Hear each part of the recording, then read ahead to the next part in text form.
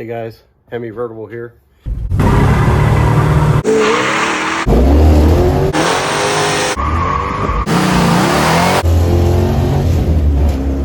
Alright, so first things first, we start by pulling out that console, and it was time to get after that little piece of refrigerator back that was on the driver's side floor.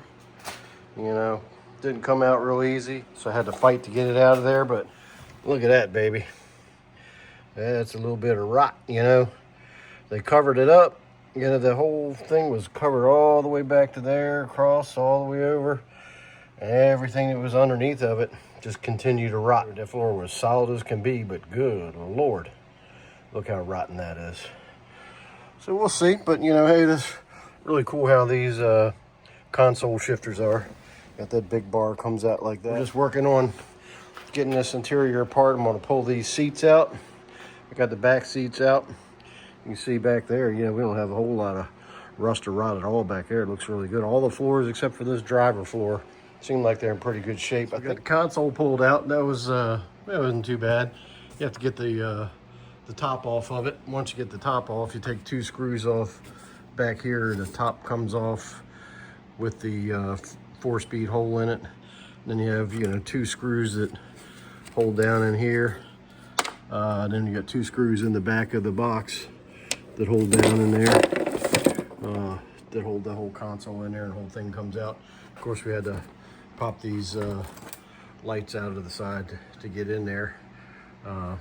Unplugged it, pulled them babies out of there, and that's it. She is ready to be cleaned up and restored. All right, so there we go. We chopped out, you know, some of this rust here and going at it. Still got some more to rip out, one step at a time. I just chopped out a little bit more. I'll make sure my pan rests on that piece of frame there. Coming across this piece of frame, they give me plenty of places to spot weld it. I'm gonna bring it down across the front there, and across the side, right underneath the, right next to the shifter tunnel. And I think I'm gonna go ahead and, I'm not sure if I'm gonna cut this corner out and take it all the way back, or if I'm just gonna trim it around there and let it sit. I think I have to come back so that we're sitting on top of that frame there. Might have to do it like halfway, so I'm sitting on a frame. But if I do that, then you won't see the weld from underneath either. There we go. We got some real sunlight or daylight on that baby. Got it cleaned up pretty good. Got to grind off some more of that spot welded pieces on there. Get that ready, and then I'll go ahead and grind it up and paint it and put some weld through primer. I'll go ahead and put some Eastwood stuff down inside of the frame rails there to make sure that doesn't rust. Weld through primer around the trim. We'll probably have to grind it again when we put the floor pan in there. All right, just got her up off the floor. This will help determine exactly what we want to do in here. I'm really trying to take into consideration where I'm going to cut it. Pull the seats out and get all the rest of this carpet out, and then we'll have a better idea of what we're going to do with that patch panel there. Ooh, got that driver's seat out of there and pulled that carpet out. Looks a little rough and rusty down there, but it's pretty solid. Just a lot of surface rust and dirt. Pretty nasty. Work my way over to that other side and get all that pulled out. See what we got underneath of that seat and that front panel. So there's the other side. It's a little rough up front there. Got to get up there and scratch on that and see if we need to replace any of that rusted floor up there. It all seemed pretty solid except for this section that was right up here by the driver's side. We cut most of that out, rot, and working on getting that patch back in. But hey, you know, not as bad as I thought that it would be for a 55-year-old car. We'll get through this. Preserve it, take it out and run it. If you had a B body and you had dual exhaust, they did it by adding this bracket to the driver's side of the car, because the single exhaust was a bracket was welded on under the car, and there was no plate over there. So most cars had the single. The cars with the duals ended up with that bracket. Yeah, and I got all this carpet I pulled out here. I saved this for my buddy's Greg's for his Ford Mercury Cougar convertible. It should fit in there nicely. Yeah, I know I'm gonna catch it from the purists, but I'm not doing a rotisserie restoration. Not yet. Maybe if I hit the lottery, I'll take it and drop it off somewhere, but I don't have the time. I don't have the money. Take this thing and just drop it off somewhere, or do it myself and strip it into 1,000 pieces. So I'm preserving it for somebody. I'm gonna preserve it for the next guy. You know, maybe for now, I'd like to clean this thing up, fix this rust, patch it, seal it up real good, and then later on, maybe somebody else will buy it from me, or my kids will take it, and somebody will go ahead and do it right. But for now, I'm gonna go ahead and I'm patching this floor over here, and I'm gonna go ahead and coat this all this rusty area with some POR 15. You know, the car is going to be garage kept the rest of at least my life, and it's not going to be out in the rain and stuff a whole bunch. It might get caught in the rain coming home from some car shows or something of that sort. But I'm going to pretty much effectively try to stop all the rusting that I can. And you know, I want to get a new carpet, new interior, just make it look nice, so when I take it to the shows, it's not so bad inside, torn up and ripped up and ugly looking. You know, I'm gonna, one piece at a time, we'll work on the dash, and we'll work on the, you know, anything else that basically needs some restoration, and just take it a piece at a time. You know, once I put this interior in, I'm sure the door panels are going to look rough, and we'll end up having to redo the door panels or clean them up or dye them or something of that sort. But you know, all this stuff is just such big money nowadays. I'd much rather drive the car imperfect than die before it's perfect and never have them driven it. So let's move on.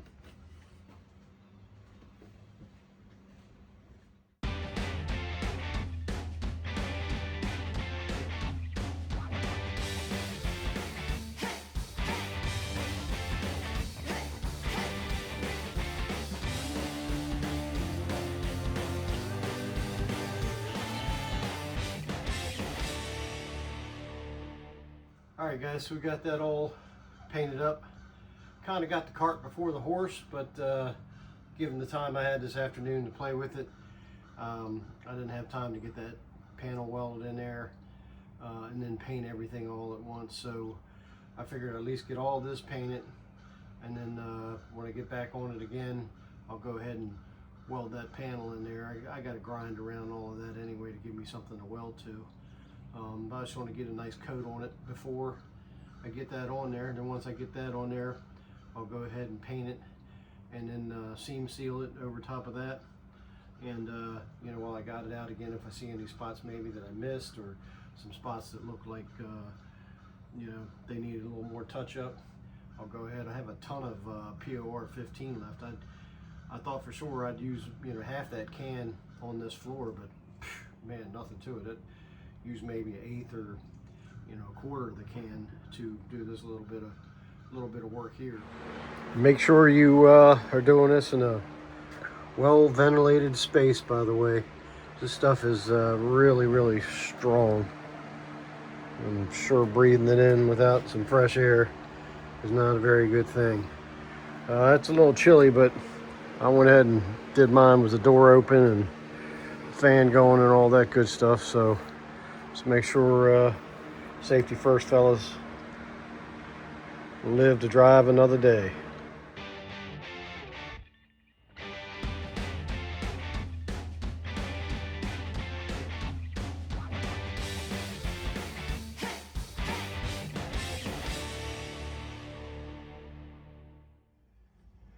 All right, guys, I have to say, this is not my specialty.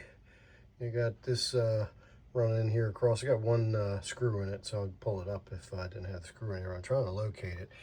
I got some stuff up there ready to butt weld across the top there. I'm laying this left side down right on top of the seam, so I'll be able to tack that in there. You won't be able to see it from underneath. It'll just be setting up on the top of the frame. Of course, right across the center there where that screw is where the frame is as well. So I'm just going to burn some spot welds down across there. I marked it from underneath. I'll drill some holes in it. And then up on the top there, I'm going to tack weld it across there. So underneath here, you can see I kind of got it laying on the frame. Up around there, I'm going to have to tighten it up. So I can butt weld it across there. It's coming down around here. And of course, it's going to look like it's a patch. Not a whole lot you can do. I'm contemplating, saw cutting that down through there and butt welding that, but it almost seems like it's more work than it's worth. So I think what I'm going to end up doing is just patch it in there and getting it down in there as tight as I can. And seam sealing it, up in here. It's just going to put some caulk up in there where it sets down on the frame and just weld it up. I got, again, butt welded up in there.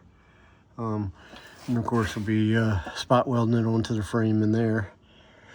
And it should, most of it will look stock, except when you get up here and across the front and down the side from underneath. And then on top, I left that overlap all the way back over to the other side of this frame rail, just so that I got plenty of support from that new panel.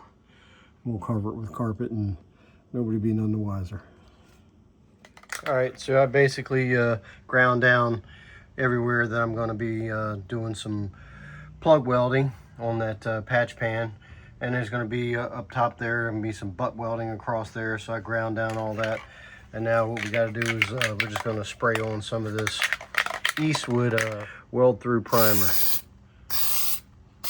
Ooh, that's fancy stuff. Look at that.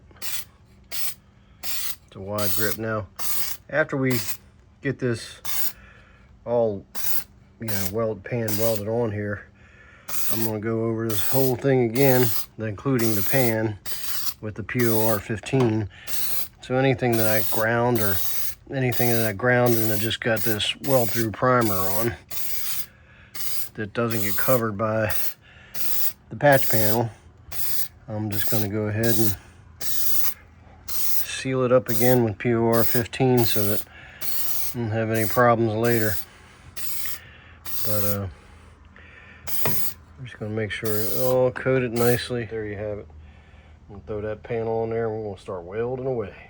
Alright guys, so I'm about to get started on welding this little patch panel in here.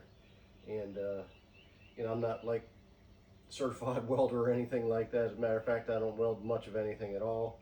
So I'm going to try a little bit harder this time. What I am going to do is before I start welding this patch panel, which I wanted to show you that I went ahead and I painted the whole back side and underside of it with self-etching primer, so that these areas that I'm not going to be able to get to under the frame here and under the frame there, they'll have some paint on them so that they won't start rusting. They shouldn't, but there is in the frame, there's holes in the frame, so this will be getting moisture and stuff up in here. So I just wanted to make sure that I got that covered. Up top here, we'll be once we're done welding, we'll be going ahead and putting the POR 15 on top of all this, and then we'll seam seal the hell out of it, and hopefully that'll give us enough protection to last at least my lifetime before the floor decides it's going to rot out again. But the other thing I was going to do is, since I don't have a lot of experience, I'm going to go ahead and get my welder all set up, and I'm going to go ahead and I'm just going to try to put some, just lay some welds on this piece of metal right here, just for practice. Go ahead and practice weld some right up here just to see if I'm getting some good penetration, and don't have too much heat and blowing holes through the metal. I just want to lay some welds on there and just try to make sure I'm getting penetration, and that it's hot enough, and that my wire speed isn't too fast and popping and jumping around. So let's give that a shot and we'll see what happens.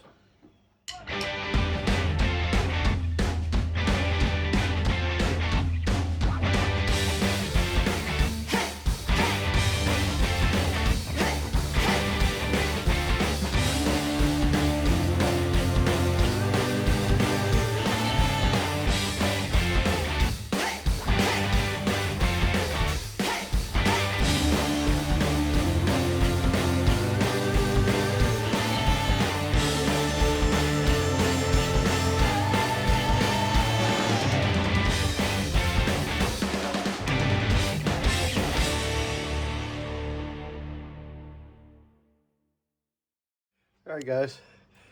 So there you have it.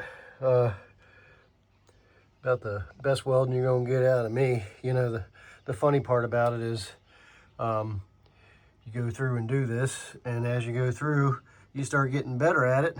So you booger it up at the beginning, and then towards the end, everything starts looking a lot better. But got everything, all the tacks done. I just got to come up across that top there. Looks like my gap up at the top there might be a little wide, so I might have to do some fancy welding in there to get that bridge together, or maybe have to stick something over top of it and tack it just to make sure it's all closed up well. I'm not really sure what I'll do, but I'll keep working on it. Pretty much I feel like I got some decent penetration. What was really funky was, you know, welding the frame. You know, I could put all the heat I wanted on it, and it's melting the, you know, heating the frame up, but it's not melting it, but it's melting the pan, so that was tough. And then when I was, you know, welding metal to metal, it was just blowing right through the metal, both of it. So, you know, it takes a lot of finesse to do this kind of stuff, and believe me, it ain't me. But, you know, that baby's in there.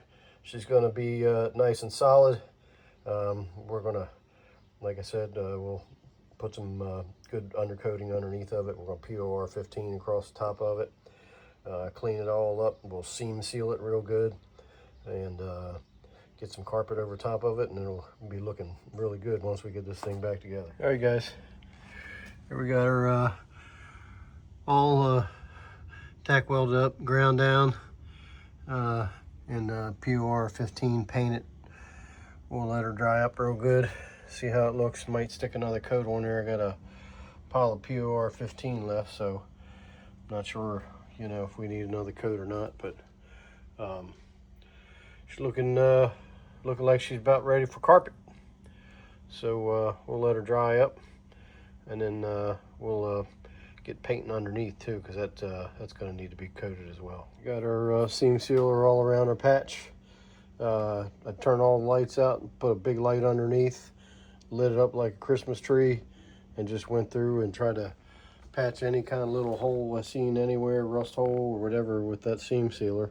Just make sure I got everything sealed up nice and tight under there, and all the rust is covered up, everything's protected, so we should be good. All right, guys, well, here we go. Then just unboxed the carpet after being rolled up for a year. So I'm gonna just lay it out here and let it sit down and try to breathe a little bit and get it nice and relaxed, and then I got to start working it in place. All right, guys, so we got her all set in there, all trimmed up. I had to cut about 4 inches across the top there to get her so that she wasn't jamming all up underneath the heater box and everything and getting stuck, not going all the way up in there. But yeah, looks pretty good. Came out pretty nice. Got trimmed around the console brackets. Got a nice hole there for the shifter to come up through. You know, we have that under the console shifter boot that I put right down onto that metal hump. Then I'll just cut the carpet around it so that stays sealed up nicely, and then the console will cover that hole on the carpet. And of course the console has a shifter boot in the top of it as well. We got her all set up in the back here. Got our little board on the back ready to put their seats in. I got to start burning holes in the floor so that I can get the seat bolts to drop down through. A little trimming to do. Still got to put the little grommet around the switch there. Get my pedals on. I get my gas pedal in. Back here, we're all tucked in pretty good. Got the new covered back seats in there. Really looks nice. So I still need to get some sill plates on, get that all trimmed out, and then we'll go ahead and get the console put together and bucket seats back in there.